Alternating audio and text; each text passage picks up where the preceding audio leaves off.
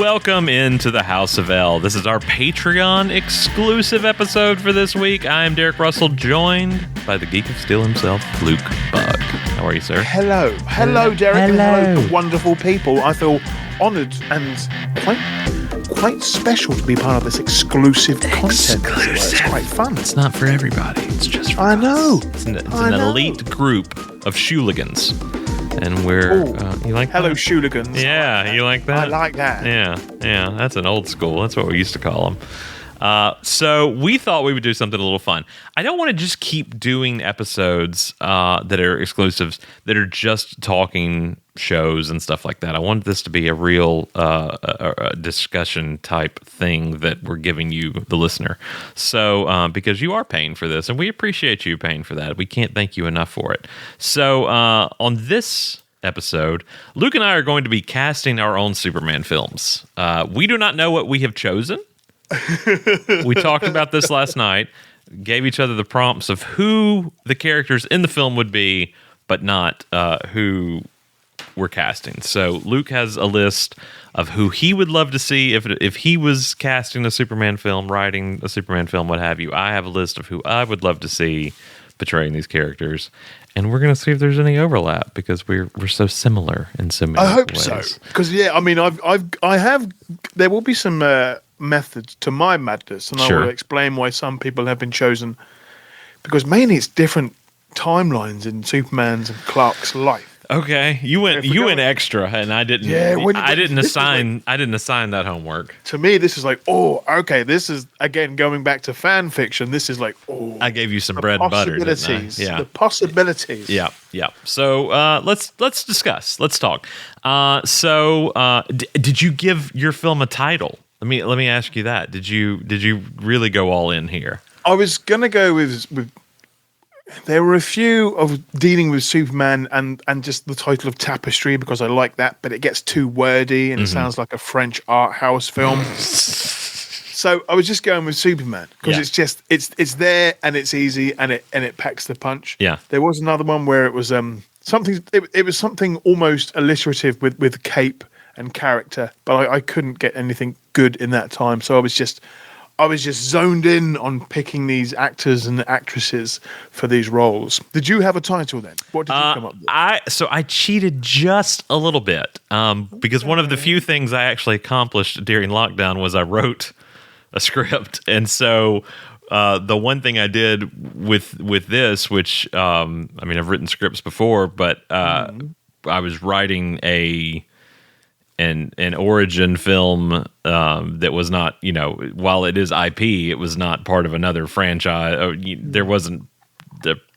pre-decided cast in mind for this. It wasn't like I was writing the Return sequel and, it was going to be Routh and that kind of thing. So I wrote, and you'll see this in some of my choices, I wrote with specific reasoning for a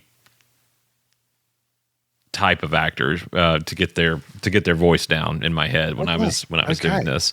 No, but I did just I briefly toyed with the title "The Men of Steel," but I ditched that just for the classic Superman, because at that time I still argue, and James Gunn finally clocked to this. There's not a film called Superman. There was Superman the movie. Not Superman. Yeah, we've had Super Slash Man. We've had Super Slash Man. Again, that's different. Yeah. So very, very different. So in my head, this is just Superman. So why don't you're the guest? Why don't you kick us off here? And we're going straight in with Superman and Clark Kent. Do you want to go backward? No, I don't either. That would be weird. I think where we are with it. I mean, are we revealing now who we are? Yeah, absolutely. Okay, so I've got my list. Okay. I've got my list that you. Again, I you gave me used to yesterday. watch a show on, and I'm going to make this more of a thing going forward on Patreon. I used to watch a show on VH1 called The List, and it didn't last very long, but it was one of my VH1 was a music channel over here. Yeah, we had that. I think I MTV. can Oh, do you have recall the VH1? name. And it was they would have celebrities or like well-known music journalists or stuff, and they would be like, "What is your top 3 favorite albums?" And they would all sit around and you know kind of give that. So there's kind of aching to that. I feel like I'm going to bring that back a bit for the Patreon. So I like that. We did the same sort of thing around the Christmas table this year at Family. We love music, and our our question was if you could go and see any live act over the centuries, but they had 2 support acts, what would be the headliner and what would be the support acts? That could be a Patreon for another day because I can already see your head cracking away. Simon and Garfunkel. No, okay, opening, yeah. First or second opener? Does it matter that they're from different time periods? No. This is the glory of the question. I mean, I feel like easy. I've seen the Beach Boys. Okay. So I did my favorite band a dozen times, but I've never seen Brian Wilson with the Beach Boys because that all happened that he apart from them. I don't know if I would choose Wilson with the Beach Boys though, because I have seen them. I mean, I feel like the easy answer is the Beatles. Yeah. To get to see the Beatles in their prime, in the heyday. Mm-hmm. But Simon and Garfunkel. That's a tall order, sir. I don't know. What were yours? What were yours? The Beatles were on there. Yeah. But it was Beatles with surprise acts as well coming out to do certain songs with them.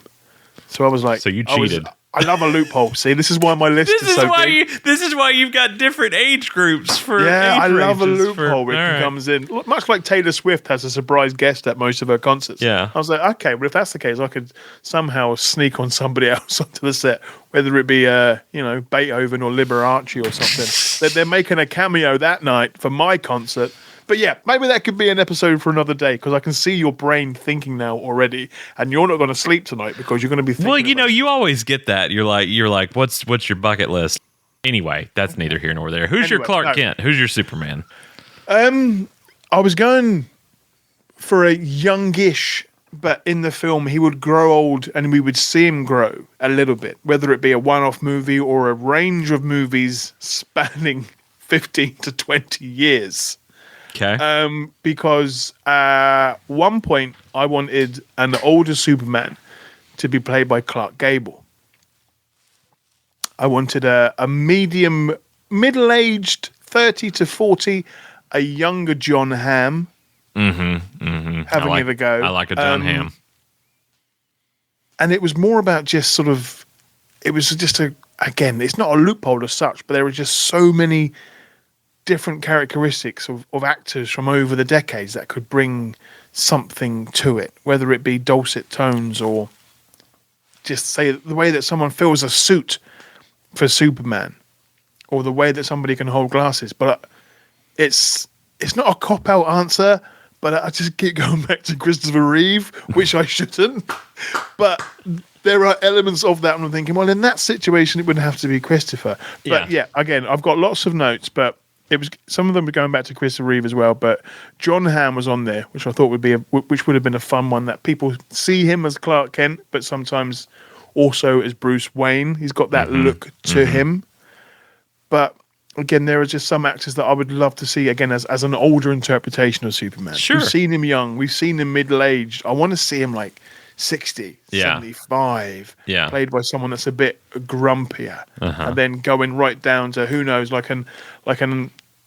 we've seen Clint do a lot of good work over the years in his later years, but he's still not been quite stocky. So it's still got to be someone that's a bit big. So I'm still thinking down that line for someone that is a much older Superman. But what about you, Derek? What have you got that isn't Christopher Reeve? It's funny that I was that was like the fan casting for so long. John Hamm as Clark, Bryan Cranston as Lex. That was like the dual hitter forever. Yeah. So that everybody, even when Dawn of Justice came out, everybody was like, "It's going to be Bryan Cranston." Well, Cranston is on my list, but not as Lex.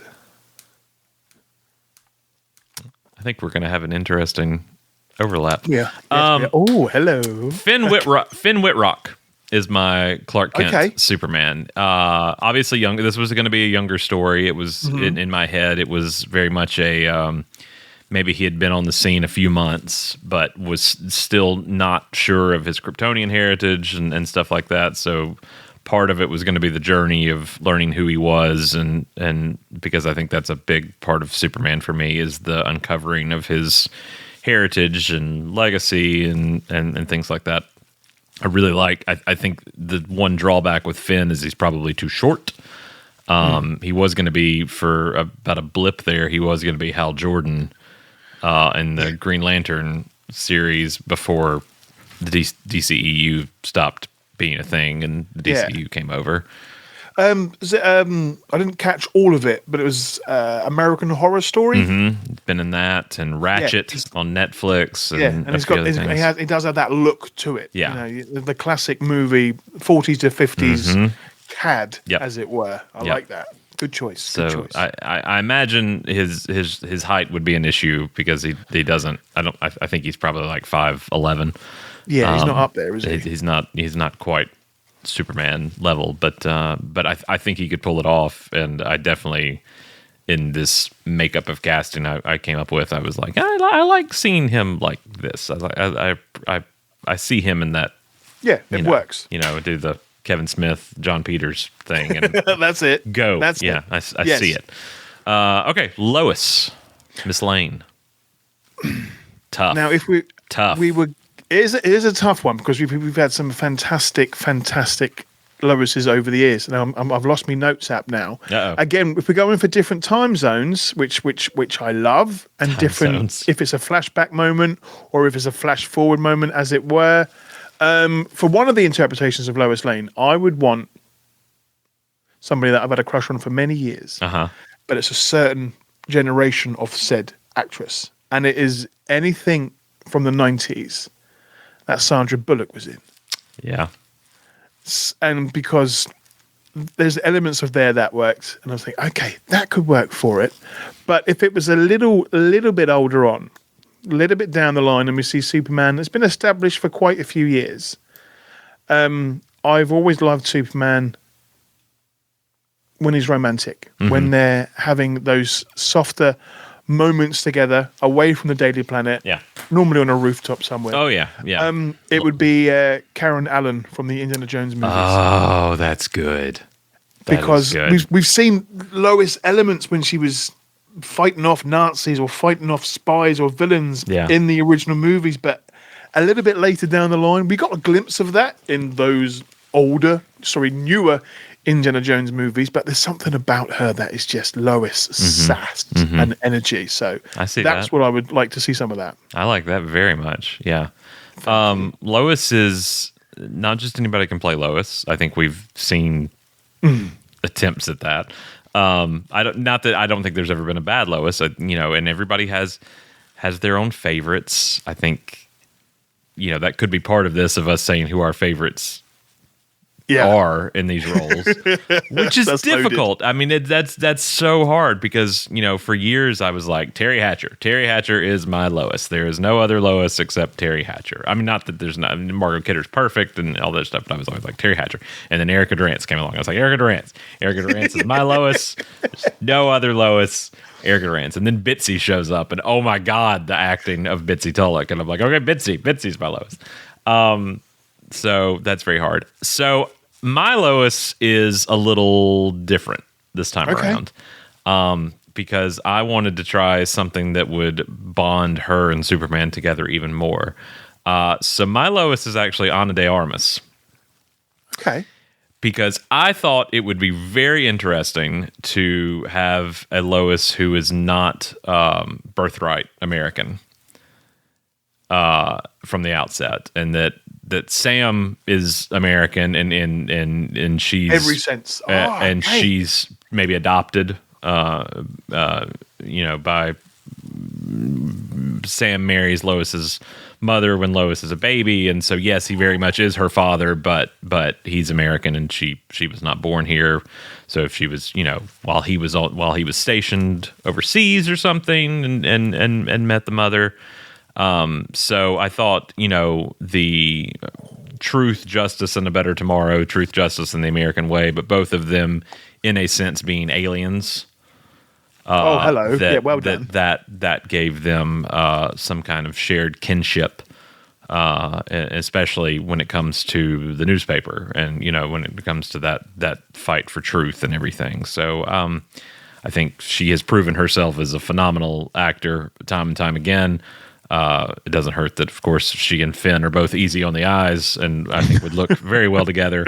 But I think just trying something a little different with that role could open up new doors for it. Completely. And I think she could do it if it was something like that. So that was my pick for Lois Lane this time around. I'll take it. Next is a hard one, I feel like, because difficult. We've seen we've seen attempts, and sometimes it's good and sometimes it's bad. Lex Luthor is somebody who's got to be just right. And that's not to say that others haven't been right, but you've got like Kevin Spacey, who is trying to do a Gene Hackman thing. You've got Jesse Eisenberg, who I don't know what he was trying to do, and he was trying to do whatever the director told him to do, which was not Jesse's fault whatsoever. And some people liked that, some people didn't. Mileage varied. I think they were trying to go for the tech bro, Lex Luthor, the Zuckerberg, Elon Musk, Lex Luthor. And I don't know, but I had a far more traditional sense in my head. Who was your? Oh no, you're going first this time. Oh, this is me. I just went. Yeah. That's just, sorry. Yeah. Okay. Michael C. Hall. Michael C. Hall. Dexter, among other things. Okay. I think he would be a villainous, phenomenal Lex Luthor. Oh. I think. Yeah. I really could see him doing some damage. Didn't see that one. Didn't think of that one either. There you go. Again, I can remember binging Dexter, all of it is in its entirety, and being absolutely heartbroken by the end of it, with what they did with it. But him, yes, I think I went with Christoph Waltz. Oh, I like that. Just a little bit out there, a little bit older, to go with. But no. And if we're going for timelines and different multiverses, because I thought I'd throw that in there as a loophole as well. Look at you. Denzel Washington. Denzel as Lex Luthor. Oh, that would be villainous. Just because he could come out with some fantastic lines, but I thought Christoph could do something. I can remember watching Inglourious Bastards and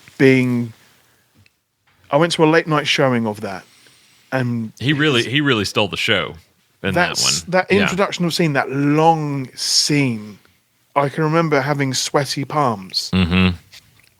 But then going from that, I did a double bill where I watched Django. And I was like, who is this Same person? guy, and just Who phenomenal. is this person? And for that to have those different elements of psychosis as Lex Luthor, as the businessman and the megalomaniac, the person that's scared and possibly in respect of Superman's power, but not of his choices. Sure. I was like, he could bring something fun to that role. Spectre is the weakest of the Craig 007 films, but it's not because of his portrayal of Blofeld, which he does an excellent job with. Yeah, I like that. Okay, I like it. Okay, well, you have to go next then. Who's your Perry White? Was it Perry? I was Perry White. Yes. Yeah. I went for 1970s Ed Asner.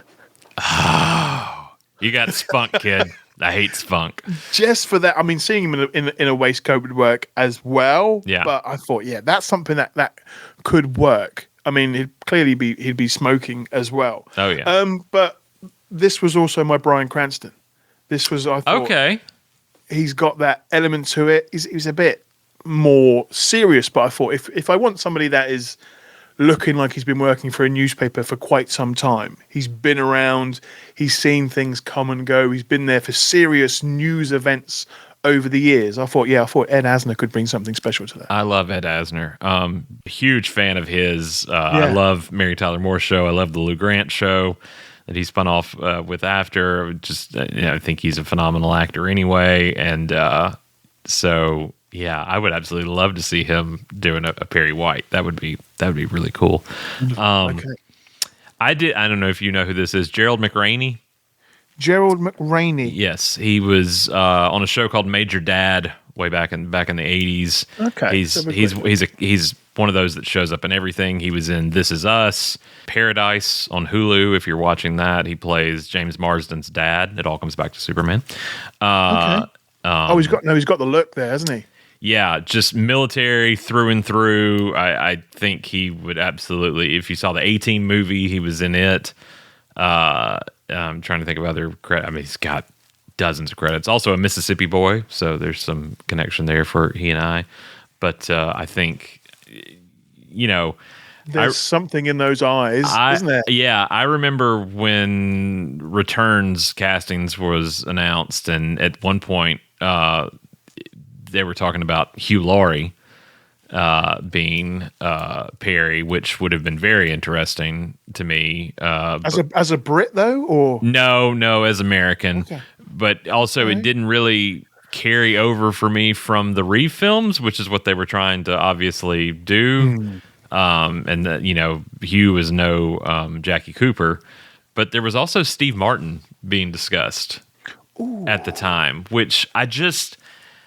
It's one of those what ifs and what might have beens, kind of like Superman Lives and that whole thing. I still would love to have seen Nicholas. I still, it's just money on the table. I'm like, why would you not take Kevin Smith's script and do an animated version of that and have Cage voice Superman and, Sandra or Courtney Cox or whoever they were going to have be, in my opinion, Julia Louis-Dreyfus, whoever would have been his Lois, and I don't know why. I feel like that's just money on the table. Like why not just do an animated Elseworlds of that? But they don't ask me, No, they should. But that's. But again, one of those what ifs. I'm like, what if Steve Martin had been Perry White and not played it obviously for jokes? Obviously played a gruffer. Him, so yeah. Oh.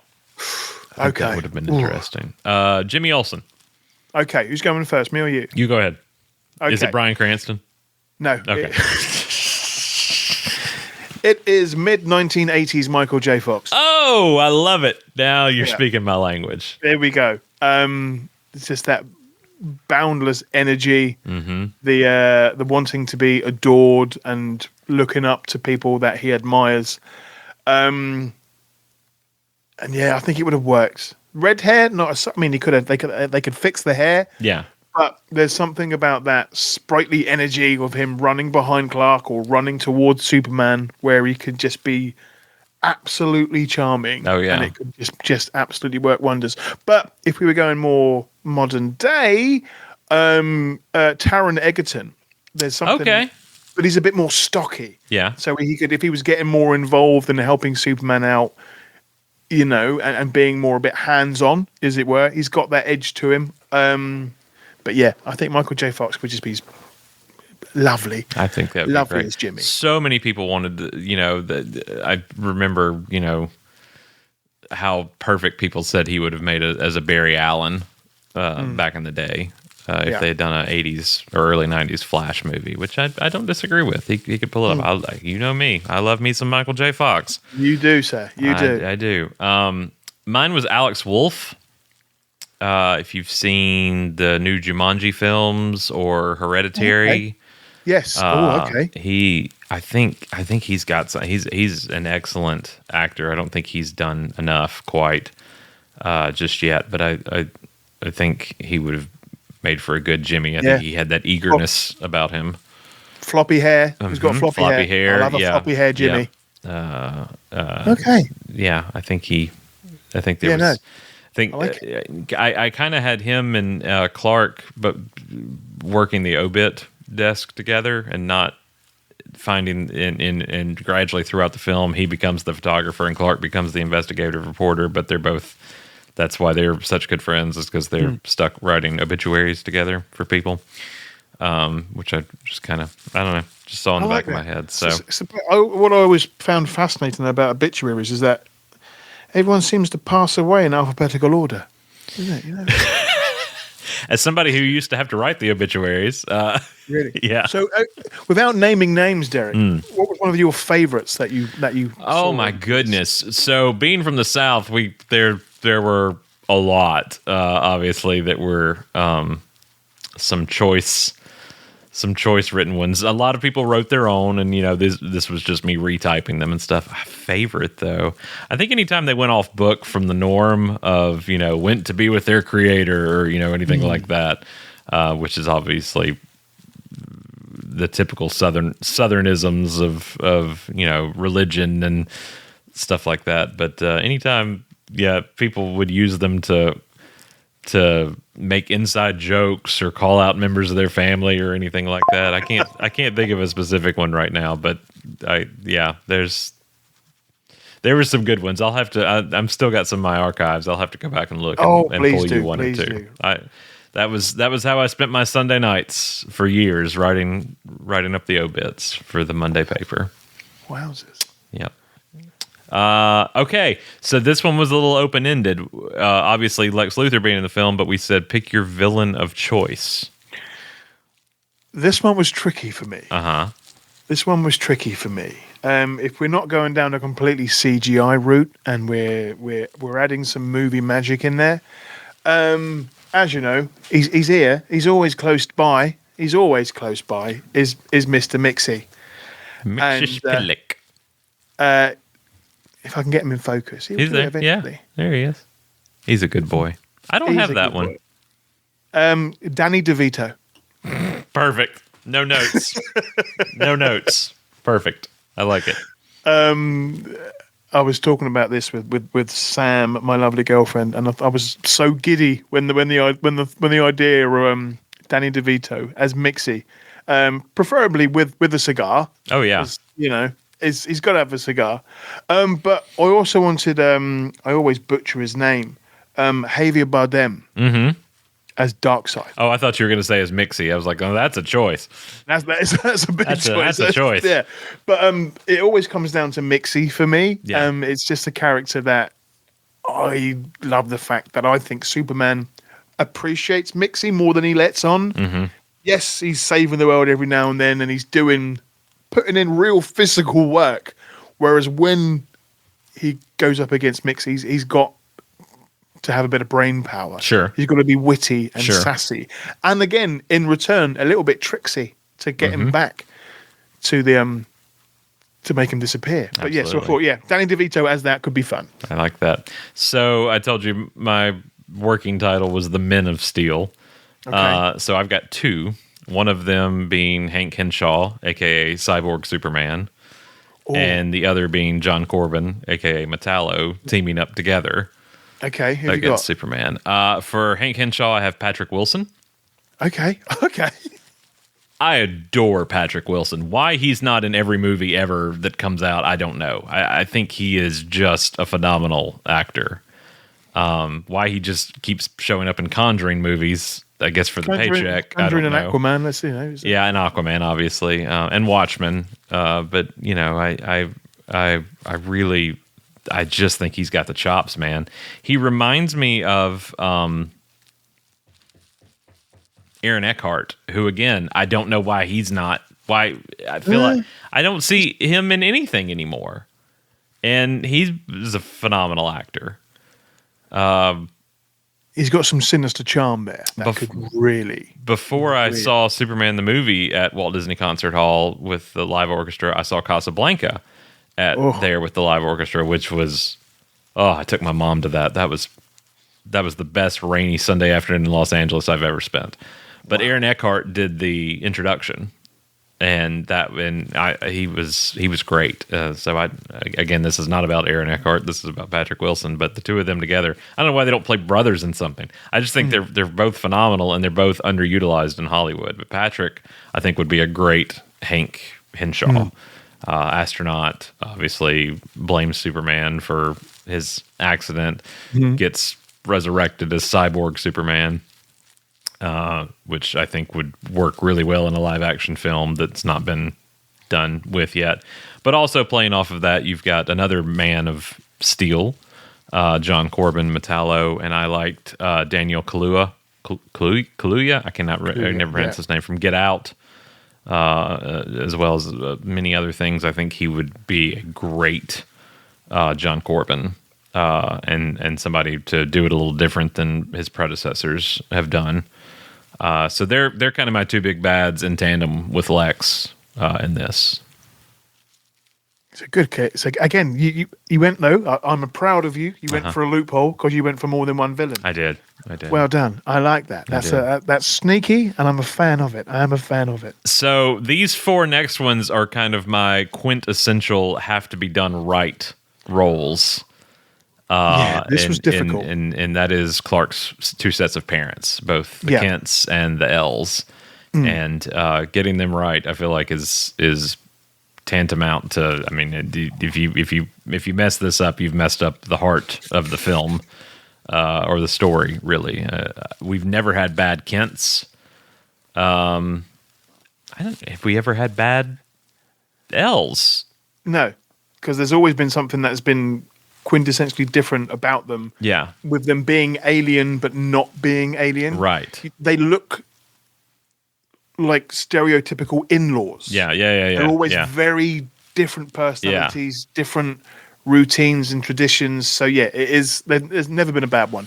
This was, for me, this was harder than picking a Jimmy or a Superman. Okay. Yeah. All right. So Jor-El, go. Viggo Mortensen. Ooh, I like that. Just because of the alien tendencies there. Yeah. He's regal. We've seen him do commanding. We've seen him do military type work. We've also seen him be emotional when he shouldn't be emotional. Yeah. When he's had to hide his feelings. I thought that could possibly work. But yeah, it was tough. It wasn't easy for it. I think I had somebody else that was lined up, but I thought Viggo is just something that I like that. Stands out as something different and a little bit, but also just for the fun of it, late 80s to early 90s Sean Connery. Oh, well, yeah, perfect. That's just for the sass of the Rock and I'm thinking for the Nicolas Cage element as well. And I thought, maybe if he didn't get too much screen time, it could work. I like that. It could work.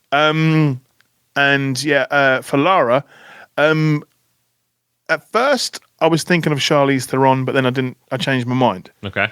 And I was racking my brain because I wanted somebody that was a bit more different, a bit more, again, mixing with that, again, something that is very different to Amar or Pa Kent. And it was Olga Kurylenko. Now, you remember her from James Bond? Oh, yeah, okay, yes. Again, a regal look.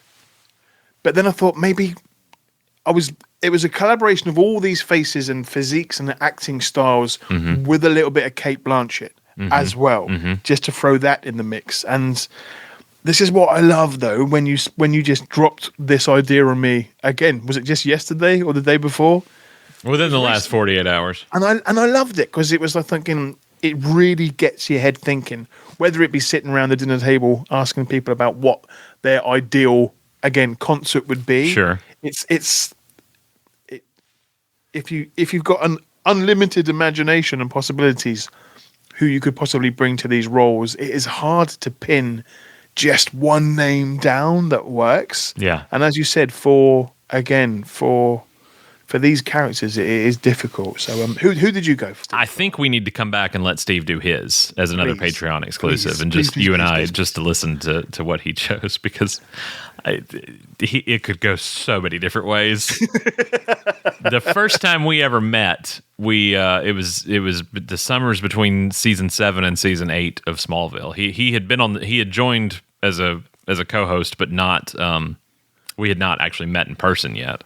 Okay. So we met up in Atlanta, and we did an episode where we ranked our favorite DC films up to that point.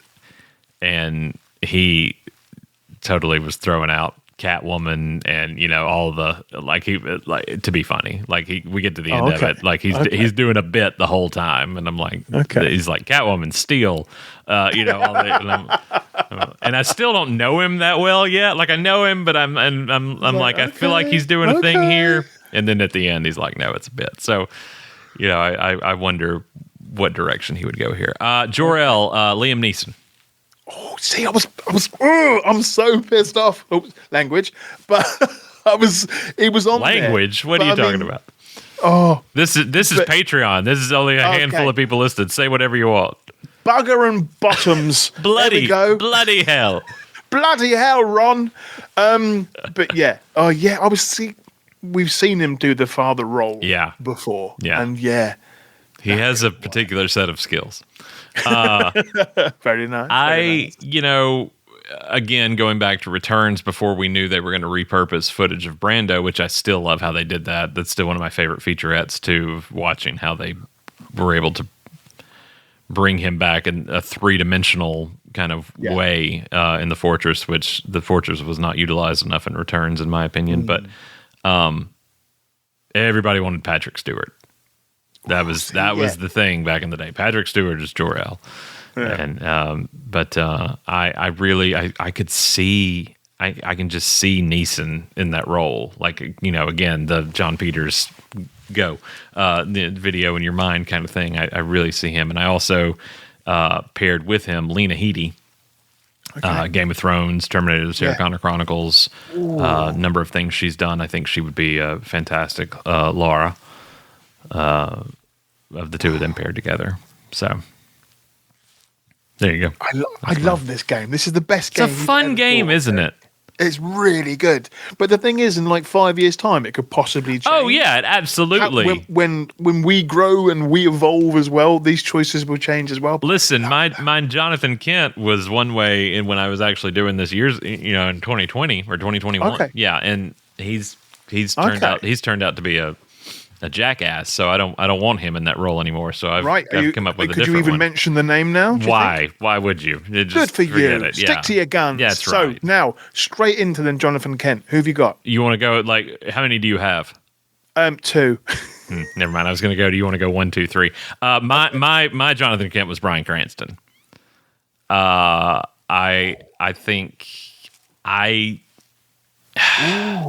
I think he deserves a role like that, where he gets to be very warm and encouraging. Yeah, because he does such phenomenal roles, but he's always so rough around the edges in some ways, or he has to be for whatever reason. I mean, obviously, Walter White would not be a Jonathan Kent, despite the fact of him being fatherly, but. I think something where he got to be he's also freaking hilarious. There were a few sentimental moments in Malcolm in the Middle, though, where we could have those moments where it really could work. But obviously, that was still so much comedy with him, and I think he's a very warm individual at his core, and I think I don't know him from Adam, but I think he could just nail a role like that where he has to be just this ball of encouragement and protection of his son and wanting what's best for him, and knowing that his purpose is greater than his own. He's just a simple farmer, but now this child has been dropped into his lap, and that his life now is more than just what the generations before him have been farming. His role is farming the son, is cultivating and raising this new crop, as it were, and having to tend to this field versus the fields that he usually tends to. And I don't know. I just think he could absolutely nail that, and just something that would be so much softer for him. Yeah. Oh, I'm just thinking that now. Yeah. I'm going to be stuck in that thought all night. But I like that we went from that was everybody wanted him to be Lex, and then you got him. Straight over to Perry White. Park Kent. Yeah. Well, one of mine. Okay. 50 to 60 is, again, probably going to be looking at late 80s, early 90s. Robert Redford. I like that. But if it's, again, in a wonderful world where Superman gets to have his dad for as many years as possible, if we're going 65, 75, it was coming up. Mum, let's do come on, because it's kicking off because I had like 5 at one point. It was getting to be just a little bit silly. There we go. Because I put down Y, and it was Sam Elliott. Oh, yeah. Yeah. Yeah. Mustache maybe with or without. I don't know. That voice alone, but dispelling wisdom. Yeah. Yeah. I can remember being a kid, and it's probably something bloody awful like Roadhouse, but it was I'd always known that American accents varied, and I knew what a cowboy voice sounded like, and I knew what a superhero movie sounded like. There were different tones all over America, something that I'm still fascinated with today. But there was something about that voice that just like it made me want to listen and fall asleep and do everything else. So. Yeah. The best parts of Big Lebowski to me are when he's speaking and laying it on thick. And again, you just get lost in it, and it is just okay. That's good. I like that. Sounds like a dad or a granddad talking to you. It just works for it as well. So, right on. Who did we have next? It was Martha, Kent, wasn't it? Yeah. Leah Thompson. Ooh, that was quick, wasn't it? Doesn't hurt that she's my all-time crush, but yeah, Leah Thompson. I think she has that quality about her. And she's in her mid 60s now, which I was surprised to see she was old. I was age checking because I don't like doing big age gaps between people, but I think she's 65 maybe, and Cranston's 63, so that worked for me. Yeah, I can see where you're linking them there together. Yeah, it does work. Yeah. Oh, she's 63. How old's Cranston? Maybe I got that backwards. I would say Oh, he's 68. Okay, well, regardless, really? That's fine. 5 years. That's fine. He's looking good. He is looking good. So yeah, that's where I'd put her. I think she's got a very motherly quality. Yeah, about her I was too. torn between 3. Okay. So it was Glenn Close. All right. And it was Holly Hunter. Okay. And the third didn't even make it to my list. But I wanted, again, it's when I see Mark Kent, it's rarely like 30 to 50. It's always 55 to 75. Yeah. It's white hair. It's the fact that she's still very, very stubborn but soft. Mm-hmm. And she's got those caring aspects, but the fact that she's not a homemaker, she is a home welcomer. She wants people around the house. She wants a house full of noise and people. Yeah. Whether it be the fact that she misses the noise that Pa Kent was making on the farm or in the house, or if it's Clark being a child with his friends in the house. It's somebody that can be strict when needed, but is also that loving figure as well. And I think Glenn Close is fantastic. I like that. Yeah. But she's got that to it. But it's always sometimes you think, oh, they've got to be small or they've got to be shy and retiring. I don't subscribe to that theory. Because Superman must have been an absolute bugger when he was a toddler. Oh, yeah. Yeah. Yeah, we've seen it in the comics, and we've seen him flying around and smashing cribs and doing on-off. So Mark Kent is an incredibly strong woman. Such a rich character too, that sometimes more often than not ends up kind of being two-dimensional, for the sake of story more than anything. She's not, but then I think of, Kay Callan and just what a phenomenal job. I feel like I've said phenomenal about 18. Drink every time I say phenomenal. I feel like I've said that 18 times during this recording, but she made Martha Kent her own in Lois and Clark, The New Adventures of Superman. And I think everybody really holds a candle now to her and Annette O'Toole, who both just did a phenomenal job, and even Marie saying she doesn't always get a lot to do in the movies because it's just this, blips of time, Superman the movie and Superman Returns. I think I think Diane Lane did a great job in Man of Steel, but again, we get into Dawn of Justice and Justice League, the Snyder Cut. But that, again, the certain dialogue choices that were written for them through no fault of their own, just always make me go, Really? Well, I never, people always talk about the Jonathan line of everybody goes back to the Costner Jonathan. What was I supposed to do? Just let him die? I don't know. Maybe. Whatever. Mountains out of molehills have been made out of that dialogue between he and Clark. I never particularly cared for the Martha's be their hero, be their savior, be whatever you want to be, or do none of it. You don't owe this world a thing. I never really liked that. It just never sounded motherly to me. Or especially not Superman's mum. Yeah, it just didn't come off in a comforting. It's just so flippant sounding. So I think Martha has to be a very warm character, but I also think you have to have a Martha who can stand on her own if, in fact, Jonathan does meet his end. And that's, one reason Annette did such a phenomenal job. After Schneider left Smallville, she was still that constant for Clark on there. So good choice, though. I like Glenn Close. That's good. Thank you.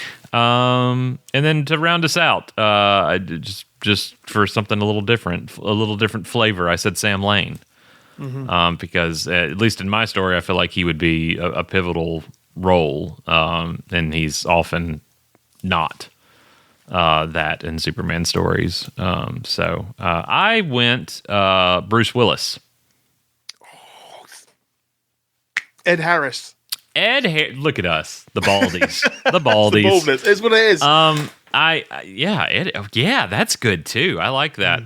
Obviously Bruce not acting anymore, and I hate that his health is deteriorating the way it is. It's so weird watching these people we grew up with now being older, and us being older ourselves too. Like, that's just surreal to me. But having watched this story unfold of Bruce and his declining health has been very sad, because he was one of those that I've just looked up to so much as a kid. I mean, I was obsessed with Die Hard as a kid, and I think not only a great actor, he's really funny, and he doesn't always get a chance just to be hilarious. Moonlighting is one of my favorite TV shows of all time. So that wasn't. It did air here. Yeah. It wasn't huge. Yeah. But I can remember, again, growing up with Die Hard. Yeah.